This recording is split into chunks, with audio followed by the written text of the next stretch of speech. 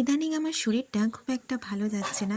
সবসময় ছাদেও আসতে পারি না। আজ বিকালে খুব সুন্দর হাওয়া দিচ্ছিল। সেই করে ছাদে আসতেই দেখি জলের অভাবে সব গাছ নেতিয়ে পড়েছে। এই রোদটার জন্য কয়েকদিন আগেই বেশিরভাগ গাছ এই ট্যাঙ্কির এই সাইডটা দিকে করে দিয়েছিলাম। এই সাইডটায় রোদ একটু কমই পড়ে। এখন নয়নতারা গাছগুলোতে খুব ভালো ফুলও ফুটছে। আর এই দেখো কয়েকদিন আগে যে জেট প্ল্যান্টের গাছটা লাগিয়েছিলাম, প্রত্যেকটি গাছই লেগে গেছে আর খুব ভালো গ্রোথও হচ্ছে। এই পর্তুলিকা ফুলগুলি প্রত্যেক দিনই অনেকগুলো করেই ফোটে, খুব সুন্দর লাগে দেখতে। এই দেখো আবারও একটি ছোট্ট ক্যাপসিকাম হয়েছে, যেমন গাছ তেমন ফল, আর অনেক ফুলও এসেছে।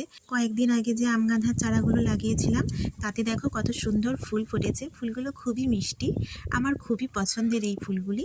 আর অনেক কুড়িও এসেছে, শুধুমাত্র 3টি গাছ হয়েছে।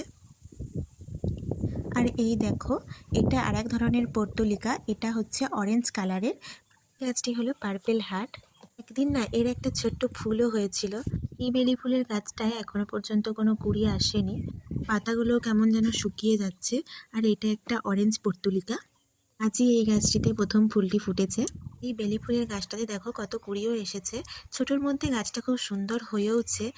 আরও 3টি নয়নতারা গাছ লাগিয়েছি, তবে এর কি কালার আমি জানি না।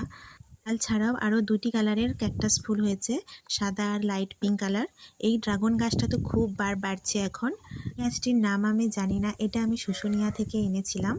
আর লাল গোলাপের যে কয়েকটা ডাল লাগিয়েছিলাম তারই আপাতত 3টি ডালই বেঁচে আছে। এটি একটি রঙ্গন ফুলের গাছ, অনেকদিন থেকেই গাছটা লাগানো আছে, এখনো পর্যন্ত কোনো ফুল হয়নি। ছাদটা খুব নোংরাও হয়েছিল, তাই একটু পরিষ্কারও করে নিলাম। আজকের পর্যন্ত আমার ছাদ বাগানের আপডেট এইটুকুই। Thanks for watching, by.